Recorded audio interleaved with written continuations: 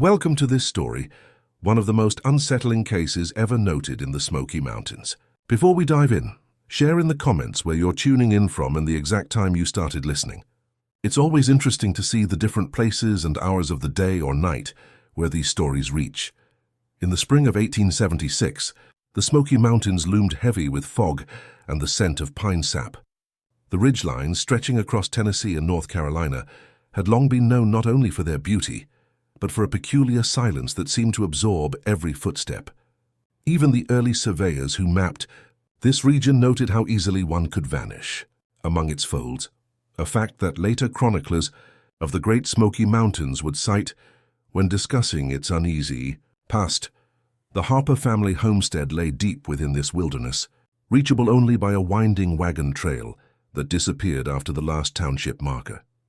The farm had stood there since before the war, a tattered house of whitewashed boards, its porch sagging, its barn half collapsed under the weight of damp air. Locals said the Harpers were private folk, preferring their own company and tending to their livestock with quiet discipline. It was near this property that, in early April, a small group of hikers bound for the upper ridges failed to return. They had been seen passing through Bellevue, a modest settlement 10 miles north of the Harper tract. A storekeeper later recalled that they'd mentioned stopping for water near an old farm by the creek bend. That was the last anyone heard from them.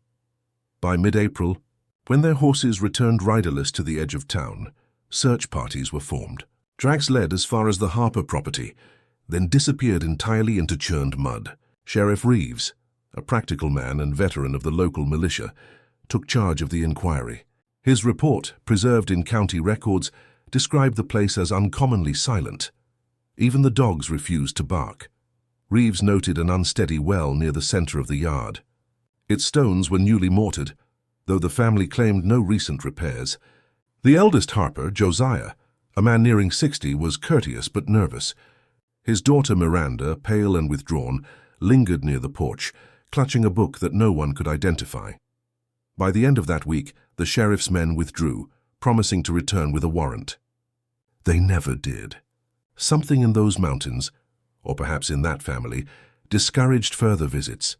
When the case was briefly mentioned in a Knoxville Gazette later that month, it referred to the region's long record of disappearances and made a passing note that even the earliest settlers of the Great Smoky Mountains spoke of hollows best left unexplored. It was the last printed mention for nearly 20 years. The sheriff's initial report had been filed away without conclusion, and by the onset of summer 1876, talk of the missing hikers had faded into uneasy gossip. Bellevue's residents, practical mountain people hardened by solitude, preferred silence over speculation. But travelers through the Smoky Mountains soon noticed something strange. Supplies left along the ridge trails, tools, boots, even a canteen, all belonging to those who had vanished, reappeared near the creek by the Harper property weeks after they'd gone missing. An itinerant preacher, Reverend Elias Corbin, recorded in his journal that he passed through the area on June 2nd. He wrote, "The valley of the Harpers carries a weight. There is no sound save wind through cedar, and even that seems reluctant to move." His account, preserved by a local church archive, described the farmhouse's windows as covered from the inside with thick cloth and tar. He claimed a sour odor drifted from beneath the porch, like iron left too long in damp earth. In those same months, weather along the Great Smoky Mountains grew unusually violent. Continuous thunderstorms rolled through the valleys, turning wagon roads to mire. The historian Horace Keepart, who later documented Appalachian life, once wrote that the Smokies had a talent for holding secrets beneath fog. That sentiment, though penned decades later, fits this period with uncanny accuracy. On July 11th, two hunters, brothers named Clyde and Amos Taylor, stumbled upon remnants of a campsite in a hollow behind the Harper land. Among the debris were 3 bedrolls, 1 hat, and a rusted compass. The Taylors, fearing entanglement, did not notify authorities directly. Instead, they told the proprietor of the Bellevue Inn. Word reached the sheriff only days later, and by then the site had been washed clean by rain.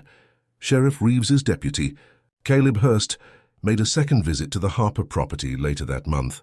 His surviving notes describe the family as hospitable in speech, though unconvincing in spirit. He recorded the smell of damp stone and smoke, and a low mechanical noise rising from beneath the floorboards. "Could be a churn," he wrote, "or something worked by bellows." That night, Hurst stayed in Bellevue's lodging house and confessed to the innkeeper that he planned a deeper search of the property's cellar the next morning. He never returned. His horse was found tethered by the old post road, saddle intact, reins wet from rain. By mid-August, the town council debated whether to raise a militia search, but fear outweighed duty. The Harpers had already begun dismantling their fences and boarding their shutters. They said the storms had ruined their crops, and they planned to move east toward Asheville before autumn. Then came September, and another disappearance, a peddler named Thomas Riggs, last seen trading cloth with Miranda Harper. Witnesses recalled her standing barefoot in the doorway, the pale hem of her dress brushing the floorboards as Riggs's cart rolled away. Neither he nor his goods were ever found. Some nights later, a neighbor reported seeing a dim glow from beneath the Harper house. He described it as lantern light that moves like breath. When asked, the family said they burned tallow for warmth. Yet after the first frost, their chimney went cold. No smoke, no sound, and no sign of life when winter came. When spring returned to the Smoky Mountains in 1877, the Harpers' land lay abandoned. The farmhouse slumped against its foundation, its door ajar, chickens gone feral in the yard. The valley itself had taken on an air of decay. Vines crept up the well's stone rim, and the air smelled faintly of sulfur after every rain. A few locals ventured close enough to confirm that the family had indeed left, or something had driven them out. In early May, Deputy Marshal Gideon Cates, newly appointed to Sevier County, received orders to examine the property. His written testimony, one of the few coherent records surviving from the case, begins with the line, "The road to the Harper place is quieter than a church at midnight." Cates noted that the hearth still held half-burnt logs, though no recent fire had been lit. The pantry shelves were stocked with preserved fruit, and the dining table bore the marks of a meal never finished.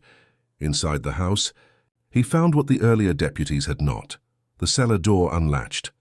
Below it lay a descending stair of rough-cut stone. The air was heavy, metallic, and damp. On the walls, soot mixed with handprints, some small enough to be a child's. Near the far wall, he discovered a cluster of shallow depressions, shaped like graves but shorter. He wrote, "The soil there breathes as though it has memory." Later examination of the site by a small team of men Cates trusted revealed fragments of fabric, bone, and iron hooks embedded in the stone. They avoided speculation, recording only what could be described. But in private letters to the Bellevue magistrate, Cates admitted to unease. "It feels like we've stumbled upon something older than this family." Rumors spread quickly. Some said the Harpers had unearthed relics from the early settlers of the Great Smoky Mountains, perhaps from before formal records began. Others whispered that the land itself resisted intrusion, punishing those who disturbed it. An old trapper claimed he'd seen Josiah Harper wandering near Cades Cove months later, gaunt and trembling, carrying a black ledger bound with string. By midsummer, Bellevue's newspaper, the Weekly Chronicle, published a cautious report titled "Abandoned Farmstead Yields Disturbing Find." It mentioned indications of human remains, though no formal charges were ever filed. When questioned by Circuit Judge Ephraim Ward, Cates defended his restraint. "There's no living witness to accuse, nor a body we can properly name." For a time, the story seemed destined to fade like so many others lost to mountain silence. But that autumn, a small band of travelers heading for North Carolina passed through the same valley and camped near the ruins. One of them, a schoolteacher named Lillian Boone, later wrote in a letter that she heard voices in the fog. It sounded like someone calling from below ground, though no one was near the well. Her letter, rediscovered decades later among family papers, rekindled local curiosity, and once again, by the following winter of 1877, the Harper property had become a forbidden landmark. Hunters avoided the valley entirely, claiming their dogs refused to cross the ridge. The church in Bellevue even amended its route for seasonal processions to steer clear of the farm's road, and families warned children not to speak the name Harper after dusk. It was around this time that a traveling physician, Dr. Abner Colclough, recorded his visit to the area while collecting specimens for a rural medical journal. He wrote that he'd heard mention of the old Harper ground while staying overnight at a small inn along the Tennessee border. Driven by curiosity, Colclough and his assistant ventured there, sketching what remained of the farmhouse in his field notebook. His entry, dated November 19, 1877, reads, "The air hung thick with a stillness so absolute that my pulse quickened. The stones of the well were slick with black moss, and below, nothing but shadow. I called out once. My echo did not return." His notes also describe peculiar mineral deposits in the soil, which he compared to those found in the deeper ravines of the Great Smoky Mountains, a brief callback to that same terrain's reputation for swallowing both men and their histories. Colclough submitted his findings to a small academic paper in Asheville, but it was rejected for being too speculative. Still, the notes remained, preserved in a faded ledger found decades later in a private collection. By early 1878, investigators from neighboring counties revisited the Harper property one final time before it was seized for unpaid taxes. What they found in the cellar confirmed the townsfolk's darkest suspicions. Beneath the floorboards, where Cates had once seen disturbed soil, were 4 empty wooden frames shaped like crude coffins. Each bore initials scratched into the planks, SG-TR-AT, and CH, letters that matched the missing hikers and the peddler Thomas Riggs. No remains were discovered, and the mystery deepened. Theories multiplied. Some blamed bandits, others superstition. But those who reviewed the sheriff's records years later observed a chilling consistency. Each disappearance coincided with reports of flooding in the lower valleys, as though the mountain itself exacted payment. That same year, a fire swept through the Bellevue courthouse, destroying much of the documentation surrounding the Harper investigation. Only fragments survived: Cates's notes, Reverend Corbin's journal, and Dr. Colclough's field sketches. The official cause of the fire was listed as chimney fault, though some claimed to see figures moving in the windows the night before the blaze. As for the Harper family, they were never found. A letter attributed to Josiah, postmarked from a town near Pigeon Forge in 1879, reached a distant cousin. It contained only one sentence: "The ground remembers more than the living do." In the years that followed, that line appeared often in whispered retellings. Some said it was a confession. Others thought it a warning. Whatever its meaning, the Harper farm soon became a part of Smoky Mountain folklore. One more shadow folded into the ridges that had already claimed too many. In 1880, the Harper land was auctioned quietly to the county, and no buyers came forward. For years the property remained unclaimed, a scar of overgrowth where the house once stood. Those who passed through swore that the ground felt unsteady beneath their boots, as if hollow underneath. Farmers grazing cattle nearby said their animals balked near the tree line and would bolt at the faintest echo. It was during this time that a young surveyor named Edwin Mallory arrived from Knoxville to chart new boundary lines for the growing settlements along the Smoky Mountains.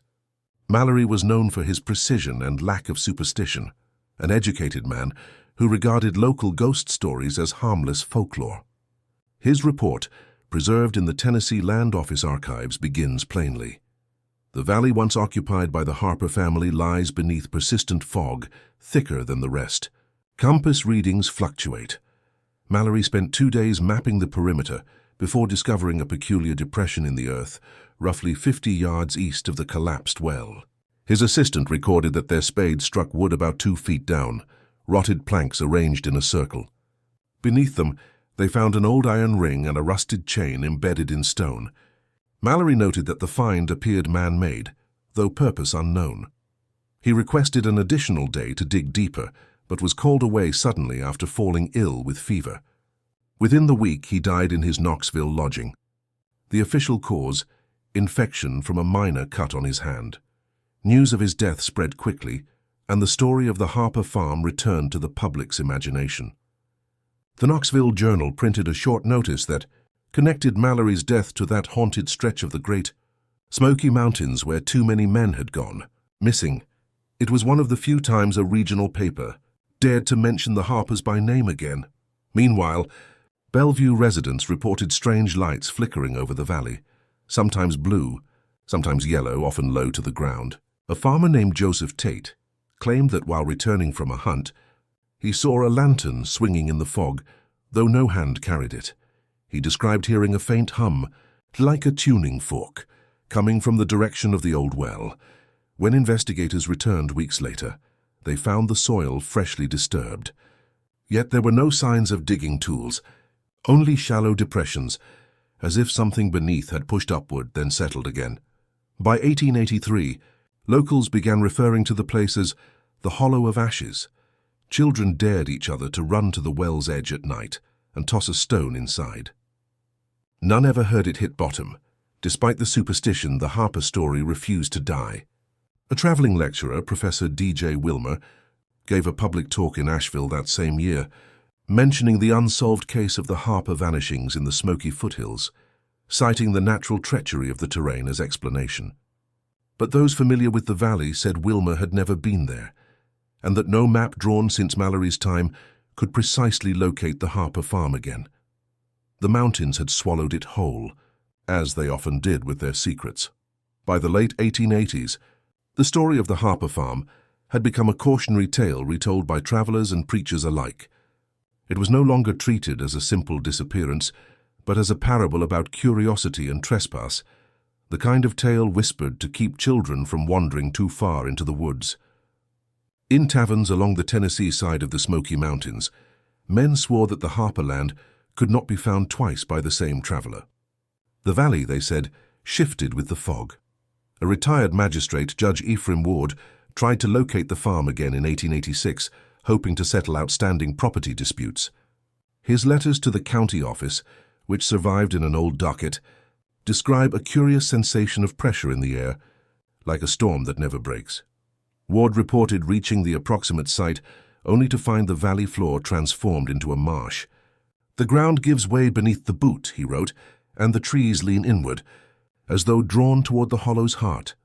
While researching his correspondence years later, a local historian noted that Ward's description matched an earlier geological observation of the Great Smoky Mountains, that certain valleys were prone to sinkholes and subterranean springs that shifted the landscape. It provided a plausible explanation for the missing homestead. Yet the historian ended his note with an uneasy sentence. Even so, no ordinary erosion explains the sound of knocking reported by those who camped nearby. That same year, a hunter named Elias Boone claimed to have found the Harper family's ledger among debris washed into a creek near Pigeon Forge. The book's pages were swollen and blackened by water damage, but a few words were legible. One entry, dated late 1876, read, "The ground beneath the well will not rest. The voices have grown nearer." Boone turned the ledger over to the sheriff's office, but within days it vanished from evidence. Some believed it was destroyed to quiet local hysteria. Others suspected it was stolen by collectors who trafficked in grim relics. Either way, it was never seen again.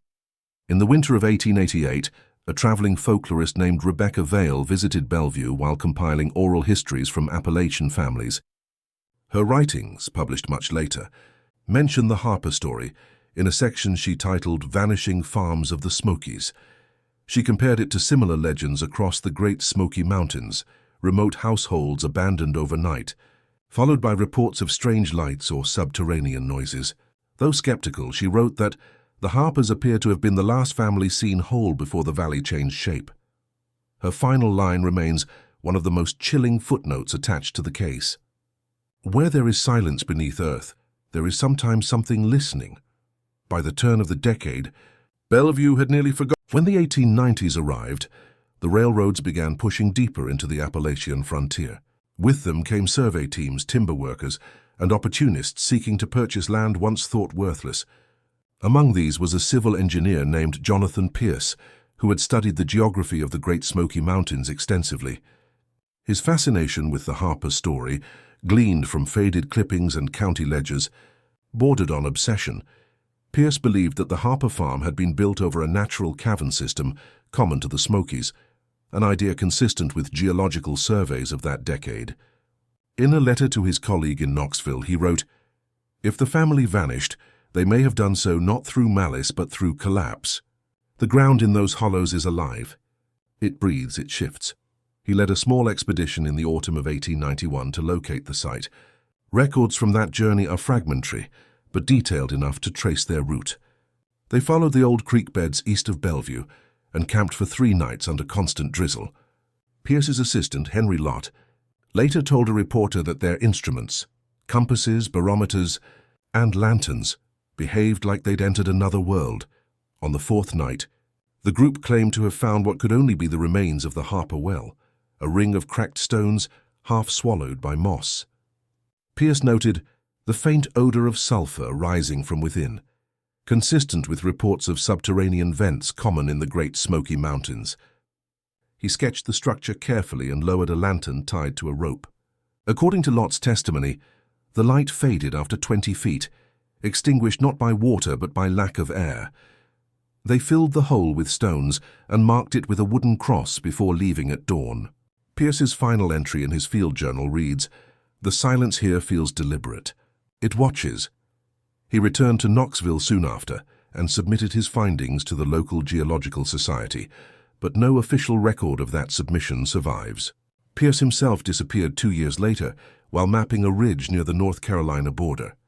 An accident, authorities claimed, though his equipment was found intact. When newspapers printed his obituary, some mentioned the Harper legend in passing, noting that the mountains that took the Harpers have now taken another. It was the second time within 20 years that the Great Smoky Mountains were described as if they possessed intent. By 1895, only a handful of people in Bellevue still remembered the family name.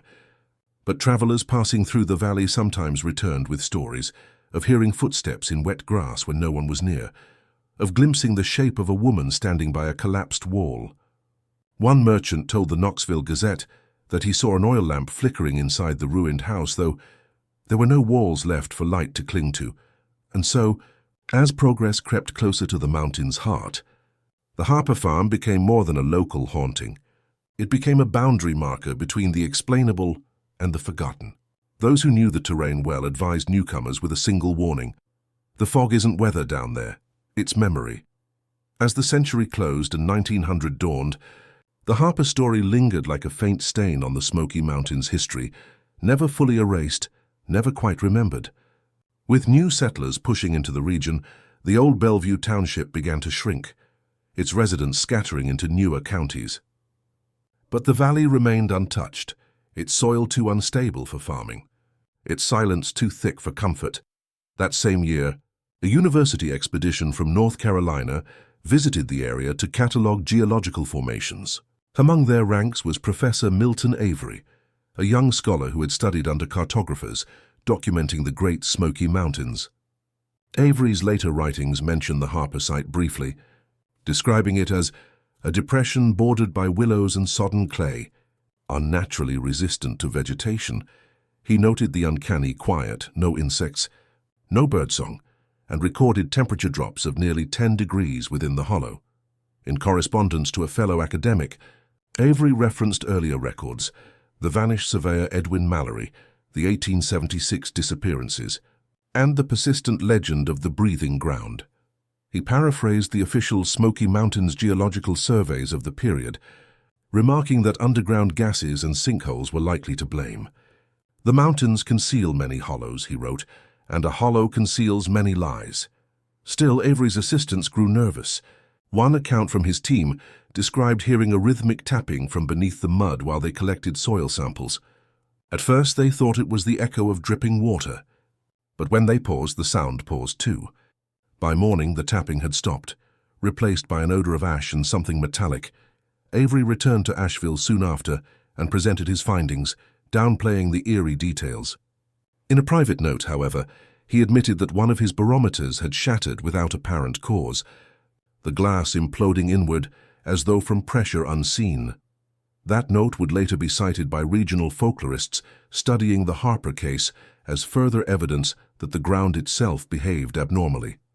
Meanwhile, a small fire destroyed what remained of the Harper farmhouse, by then only a skeleton of beams and stone.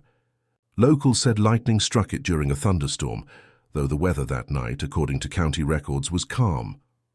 When men from town arrived to inspect the ruins, they found the stones of the well newly disturbed again, as if turned from below. By 1903, The state had begun surveying the region for future parkland, marking the area on maps as inaccessible wet ground. The Harper name was never printed, replaced simply with a dashed outline where the valley once stood. Even the old wagon road was eventually overgrown, yet the name lived on quietly in whispered stories, especially among the older residents of Bellevue. They spoke of hearing a low hum on still nights, a sound that began in the soil and rose until it reached the eaves of their homes. And sometimes, when the fog rolled in from the ridges of the Great Smoky Mountains, that hum would take the shape of words. No one dared to listen long enough to know what they said. By the middle of the 1910s, what little remained of the Harper legend had drifted into the realm of campfire retellings. The valley itself, by then half swallowed by reforestation, was marked on official surveys as inaccessible terrain. Few maps even bothered to name it, and when they did, it was simply called the Hollow. Yet that same decade brought renewed attention from the natural sciences. As early park commissions began to explore the Smoky Mountains in preparation for what would one day become a national reserve, a small research group, led by Dr. Nathaniel Croft from the University of Tennessee, set out to document folk stories associated with the range. His study of the Great Smoky Mountains combined ethnography and geology, arguing that folklore often preserved clues to natural hazards. In one section of his notebooks, now kept in university archives, Croft described visiting Bellevue in the 1914. Most of the older residents had long passed, but a widow named Hester Boone recalled her father's stories about the Harpers. She said the land sank by inches every winter, and that in her childhood, the earth near the old well steamed even in snow. Croft wrote that the phenomenon likely stemmed from underground vents or mineral seepage, a theory consistent with his geological expertise. Still, he admitted that the valley exuded a kind of pressure on the spirit unlike any other part of the Smokies. He and his assistants camped for one night at the site, though it was almost unrecognizable. No foundation stones, no visible well, only mounds of wild fern. At dusk, they reported hearing faint rhythmic knocking as if from hollow timber buried beneath the earth. One assistant claimed to see a flicker of blue fire traveling under the soil, vanishing near the tree line. Croft dismissed it as static discharge, though his final line betrays doubt. There are places where explanation grows thin. After returning to Knoxville, Croft included a short appendix referencing the case of the Harper family in his published paper on the Great Smoky Mountains. He referred to it simply as a legend of vanishing settlers whose homesteads succumbed to shifting ground. The article was academic in tone, yet readers noted its unease. Some said he avoided the subject afterward, and within 2 years, Croft himself died unexpectedly while exploring another section of the range. By 1917, the last known document to mention the Harpers appeared in a local history pamphlet titled Echoes from the Appalachian Frontier. It closed with a simple observation: there are valleys where sound travels downward instead of outward. Perhaps the past still listens there, and so the record ends. No resolution, no discovery, no remains. Only the silence of the Great Smoky Mountains, holding what they always held best, their secrets. Even today, travelers speak of a heaviness in that unnamed hollow, a weight in the air that seems to remember more than any living witness could. Some claim on certain misty mornings, the soil still breathes.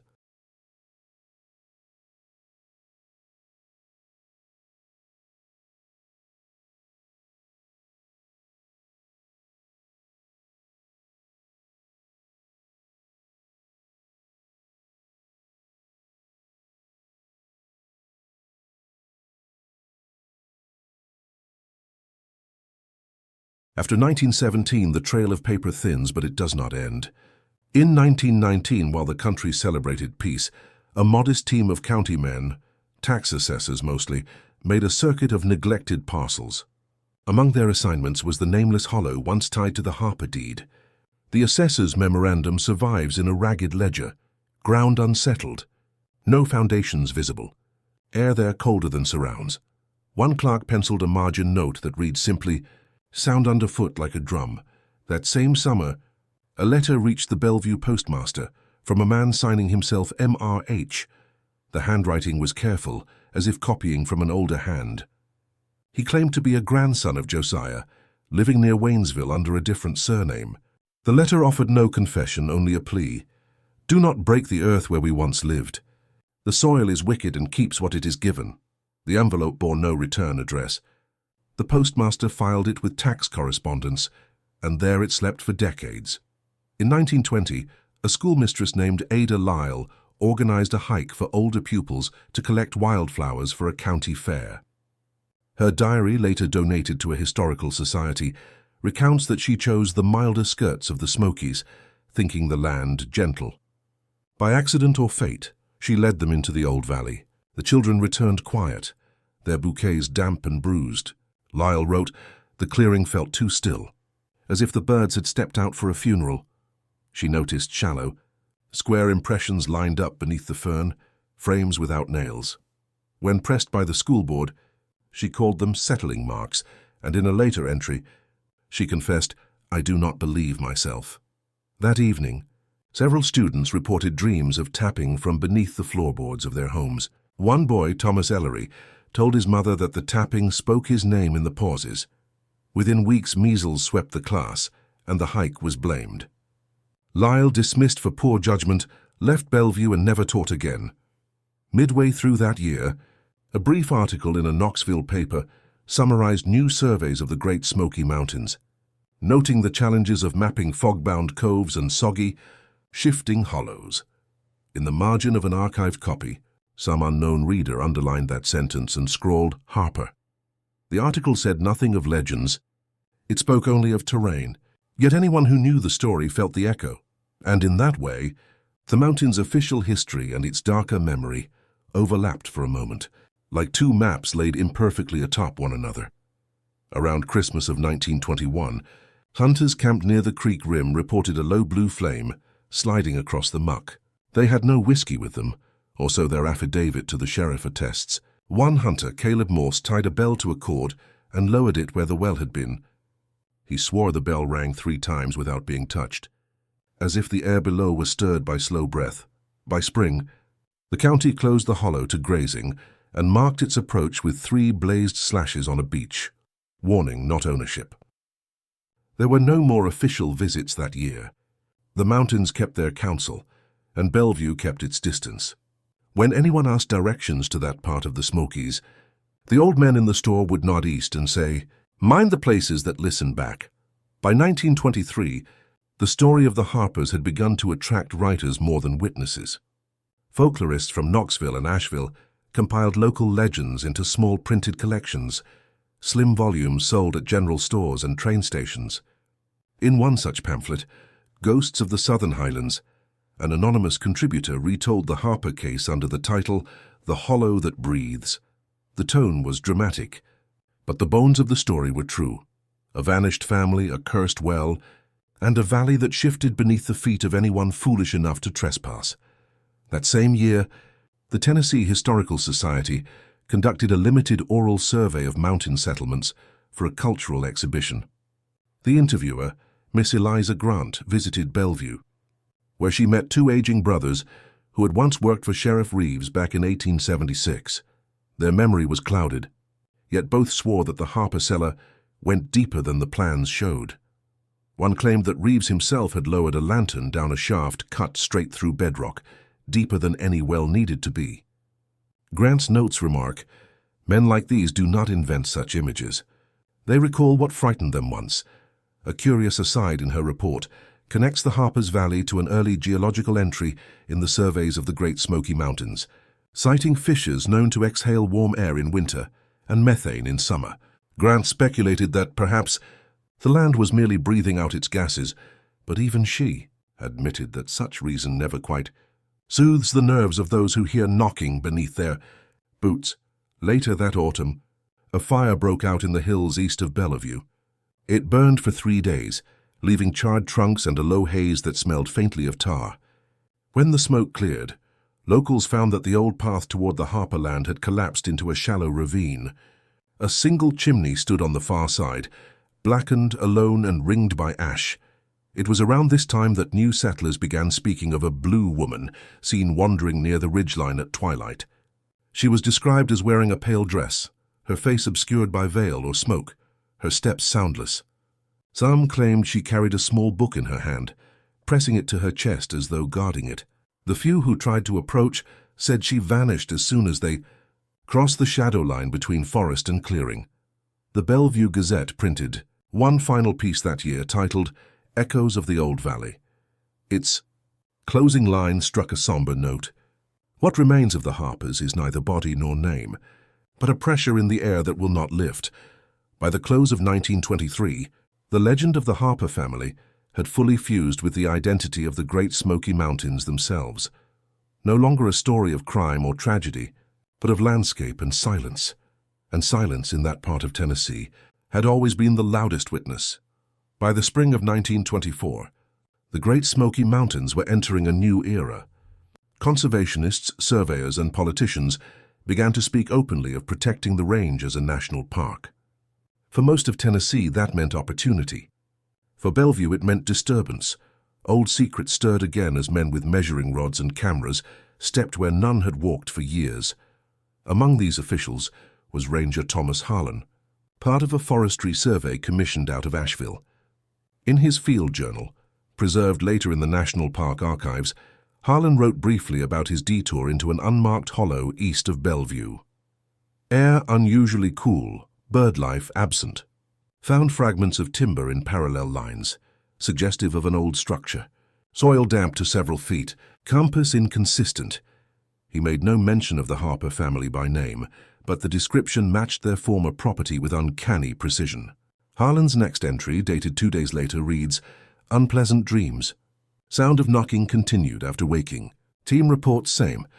Within weeks, the forestry camp packed up and moved northward. One of Harlan's companions, a draftsman named Edward Pope, later told a local journalist that he refused to camp within that valley again, even if they paid in gold. He described the sensation of breathing someone else's air. It was also in that year that Professor Milton Avery's earlier notebooks were re-examined by graduate students at his university.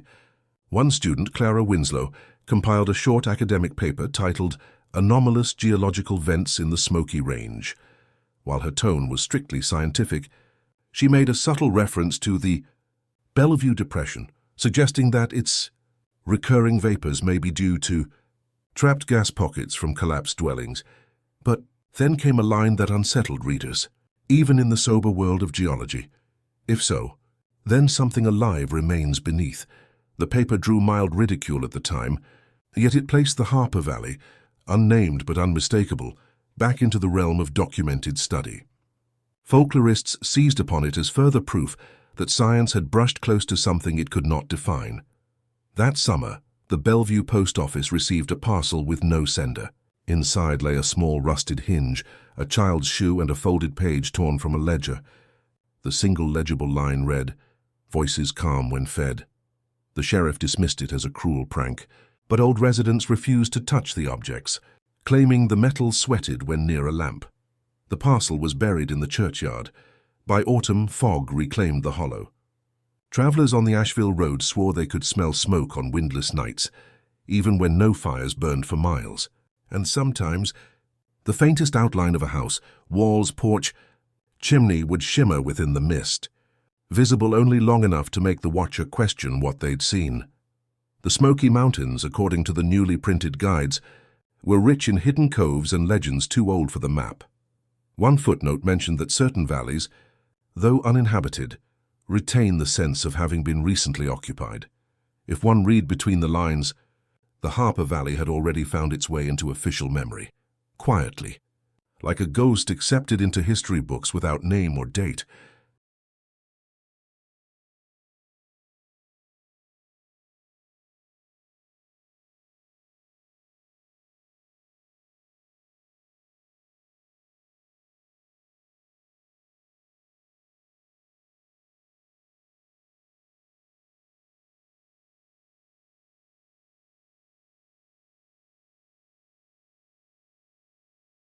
The following spring of 1925 was one of the wettest on record for eastern Tennessee. Continuous rainfall caused small landslides throughout the lower slopes of the Smoky Mountains, and for the first time in years, portions of the old Harper Hollow became visible again. Streams carved through decades of silt, unearthing timbers and rusted metal. A postal courier, Jacob Renner, who regularly traveled between Bellevue and Gatlinburg, filed a brief notice with the county surveyor. A section of the road past Bellevue Creek is sunken by 3 feet. Wooden beams visible, appears structural. When investigators arrived, they found the remains of what had once been a cellar arch, its stones half swallowed by mud. One of them described the smell rising from below as like struck iron. Renner's account triggered renewed local curiosity. For the first time in nearly half a century, the name Harper reappeared in official notes.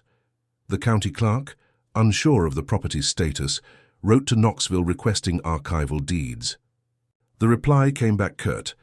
All relevant documentation lost in courthouse fire of 78. The hollow, legally speaking, belonged to no one. Meanwhile, a small column appeared in the Knoxville Sentinel referencing the Great Smoky Mountains, unnatural fog pockets, noting their influence on early settlers. The writer mentioned almost offhand the legend of the missing Harper family near Bellevue, suggesting it as an example of the mountain's hold over human imagination. Though short, the piece rekindled interest. For the first time, the E.I.T.E. public began to speak of the case not merely as folklore, but as a symbol of the Smokies' hidden histories. Around midsummer, a pair of young prospectors, William and Floyd Danner, ventured into the hollow seeking scrap iron from the collapsed beams. They reported finding a length of chain fused into rock and 2 sets of small impressions in the hardened clay beside it. Floyd later told his wife he thought the marks were from bare feet. The brothers left in haste and refused to return. That same season, Reverend Aaron McGill of Bellevue's remaining chapel reopened old ledgers while compiling parish records. He found a faded entry dated August 1876, 1 month after the hikers vanished, listing an unscheduled burial conducted by Reverend Corbin. The location line was left blank, but the initials matched those later found carved into the Harper cellar coffins. S. G. T. R. A. T. C. H. McGill made a note in the margin. No headstones, no receipts. A sense of unease settled over the town. Farmers claimed the valley's fog began rising earlier in the evenings that summer, and the sound of water, once a steady background murmur, now carried strange patterns like whispers drawn through reeds. By autumn, the area was once again sealed by order of the Forestry Commission, citing unstable terrain and subsurface gas. Few questioned the decision. Yet one night that November, a group of locals traveling from a harvest fair swore they saw lantern light flickering through the trees where the old Harper farmhouse had stood. They approached, calling out, and said they heard footsteps receding down into the mist, too light for a man, too steady for wind. No one spoke of it afterward, but by winter the story spread quietly through Bellevue. The mountain had opened its mouth again. By early 1926, the Smoky Mountains were alive with the noise of progress. Surveyors, prospectors, and park officials cutting through thickets with machetes and sketching new maps. Yet there remained one unmarked hollow that every guide avoided.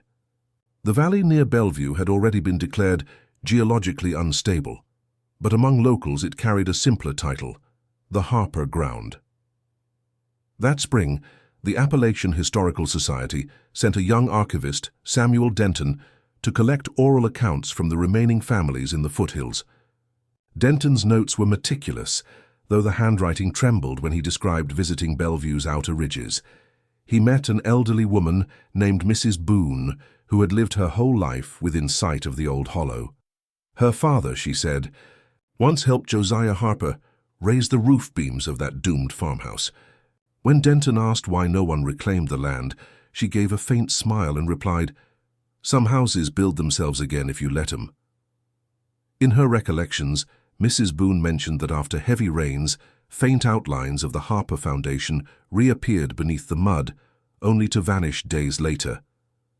Denton, though skeptical, walked the area himself. His journal records: a depression still visible, about 20 yards across, ground soft and warm underfoot, though air above cold, a mild current, as if something exhaling. He collected a small sample of the soil for analysis and sent it to Knoxville. The laboratory reported an unusually high presence of iron oxide and methane, a finding consistent with volcanic soil, but not with Tennessee geology. Denton wrote in the margin, "The mountain remembers differently than our books." A week later, a letter reached his supervisor at the Historical Society. Denton had vanished during a second visit to the hollow. Only his notebook and walking stick were found beside the creek, pages damp but legible. The final line read, "I heard 3 knocks, then the air folded."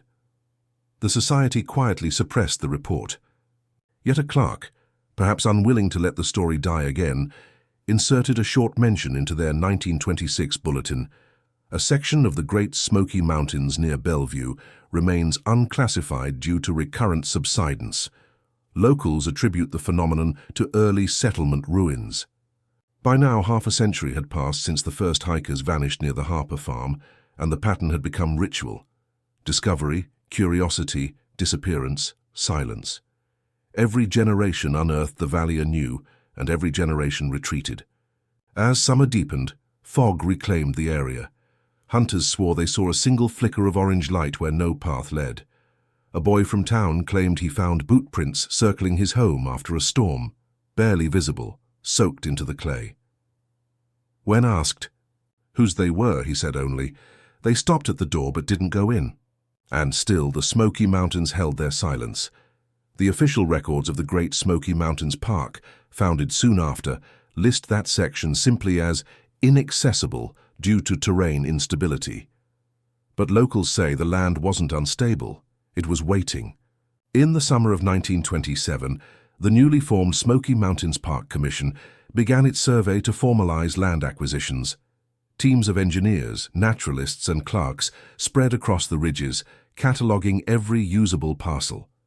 Their maps were meticulous, every creek, ridge and farmstead accounted for, except one. In the lower right margin of map sheet 14, a penciled note read only, "Hollow missing, air pressure causes compass drift." Beneath it, a clerk had drawn a faint circle where the Harper land should have been. The circle was erased before the final map went to print. Among the surveyors was engineer Harold Dren, a pragmatic man known for his skepticism toward local folklore. Dren's field log for June 12th mentions that the Bellevue Hollow appears repeatedly on oral accounts, yet refuses to align with topographical records. He led a small crew to recheck the area. By sunset, they reached the Old Creek crossing. Dren recorded a change in barometric readings, an abrupt dip of 7 millibars in less than a minute. "Feels like descending though elevation steady," he wrote. At dusk, the group set camp near the edge of the supposed hollow. The next morning, Dren's men reported hearing movement during the night, soft dragging in wet leaves. Thinking it an animal, they investigated at dawn. What they found unnerved even the most skeptical. A pattern of depressions curved in a wide arc around their tents, neither footprints nor animal tracks, but narrow, elongated troughs, as if something had been pulled through the earth itself. Later that day, Dren's assistant, Ellis Cook, noticed faint smoke rising near a clump of birches.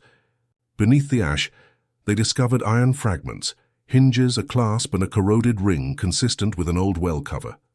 Dren bagged the items and noted their weight. Too heavy for recent work.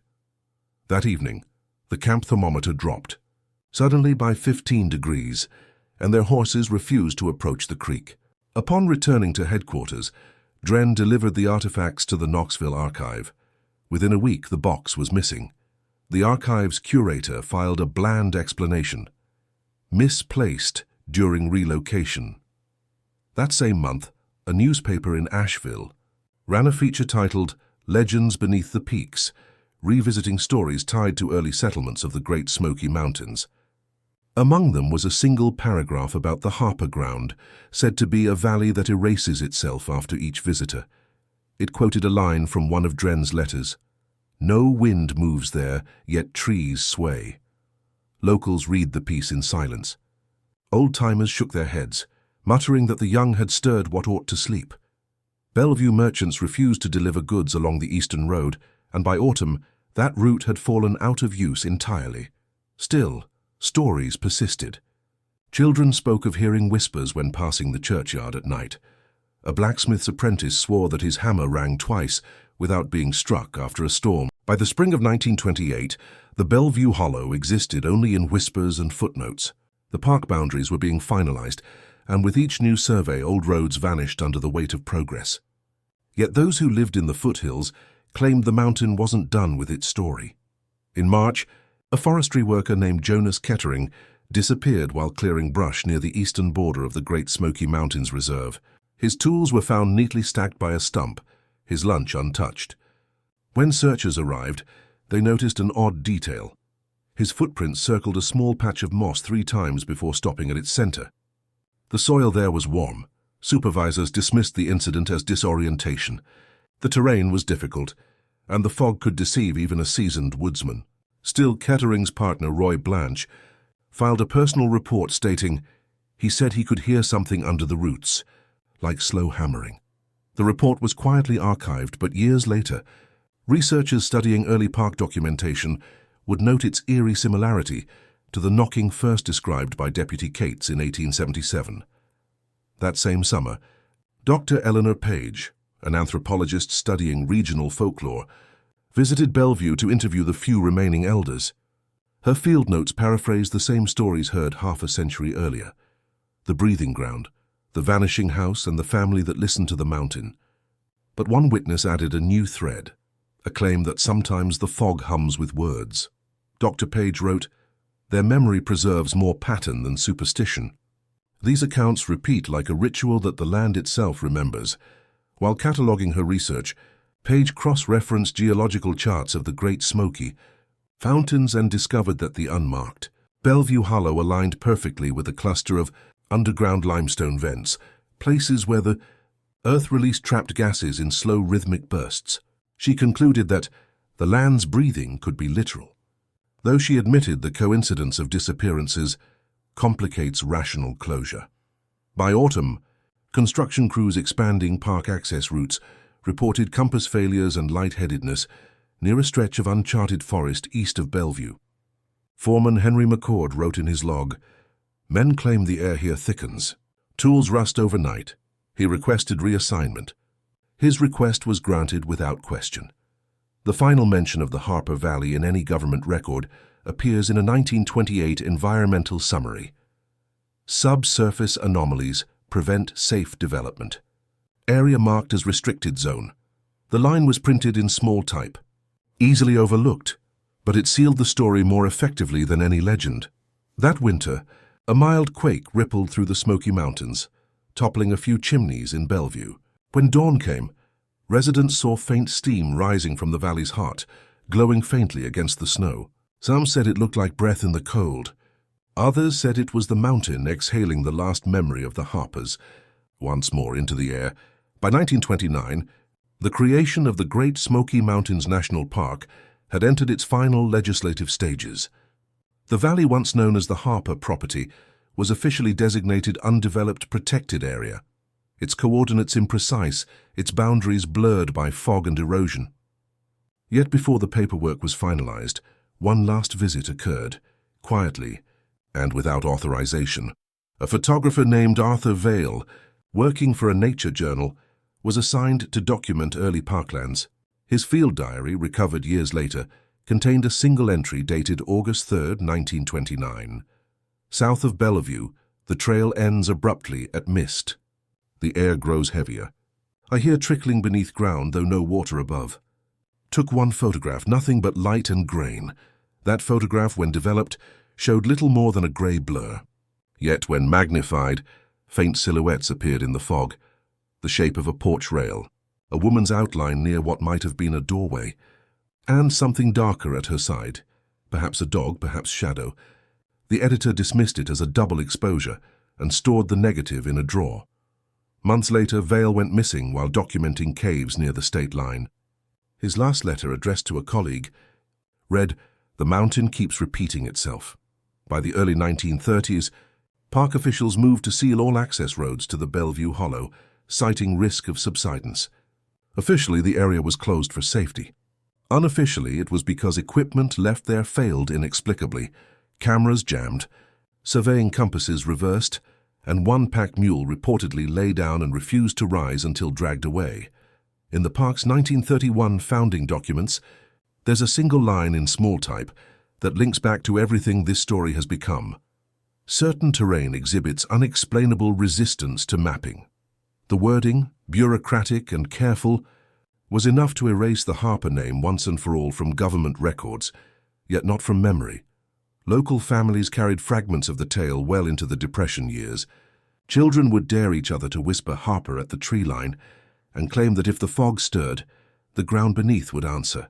In churchyards, old men told of hearing faint knocks when storms rolled down from the peaks, as though someone were tapping from below the earth, keeping time. By 1933, when the park was formally dedicated, a ranger assigned to patrol the eastern perimeter reported hearing a woman's voice counting softly near an uncharted bend in the creek. When he turned toward the sound, there was only mist curling upward from the ground. His name, recorded in the ranger logs, was Thomas Harlan, the grandson of the first surveyor to note the Harper site in 1924. And so the story came full circle, returning to the very mountain that had started it. The Great Smoky Mountains had swallowed the last of the paper, the last of the names, and left only a pattern, one that reappeared every generation, like fog reclaiming the same hollow again and again. Even now, the oldest guides in Bellevue still refuse to walk that way. When asked why, they give the same answer their grandfathers once gave. Because the mountain remembers the Harpers, and it doesn't forget kindly. The story of the Harpers, by the time the Great Smoky Mountains National Park opened fully to the public in the mid-1930s, had already faded from official memory. Tourists spoke of wildflowers, black bears, and clean air, not the hollow that locals still refuse to name. The valley itself, if it still existed, was overgrown beyond recognition, its outline softened by moss and shadow. A short piece in the Asheville Gazette that summer mentioned the park's haunted geography. It cited a handful of forgotten accounts: missing hikers in 1876, vanished surveyors, and a cellar that breathed. The writer compared it to other regional myths and concluded that perhaps the Great Smoky Mountains hold not ghosts, but echoes of men who listened too closely. It was a careful paraphrase of earlier reports, its tone detached. Yet even that brief mention stirred unease in Bellevue. One old woman, Hester Boone's granddaughter, wrote a letter to the editor insisting that the Harper Hollow was not myth, but place.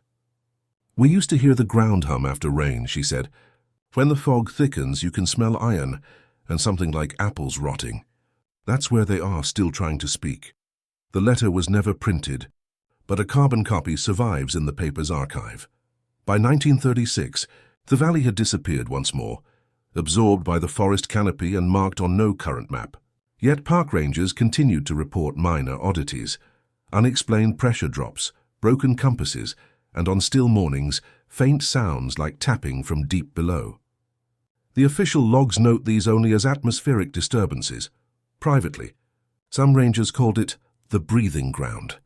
In later decades, scholars studying early Appalachian settlements occasionally stumbled across the Harper name in court ledgers or tattered sermons. Each time the details blurred, dates uncertain, locations changed, but the same elements endured: a family, a farm, a well, and the mountain that refused to let them go.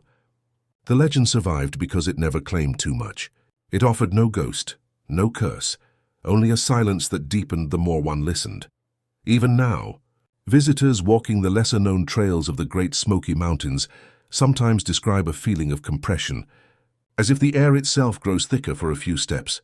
Some pause, hear a faint echo of knocking from within the soil, and step away quickly, pretending it was nothing more than a trick of wind. Perhaps that is how the mountain keeps its history, by breathing softly beneath the roots, whispering the same story through each generation until the living mistake it for wind. And when the fog settles low across Bellevue's forgotten hollows, curling over stones that once marked a porch, the air still carries that same stillness noted in the earliest journals, a silence so complete that it feels almost human. The Smoky Mountains remember. They always have, and somewhere beneath their ridges, the Harper farm still exhales.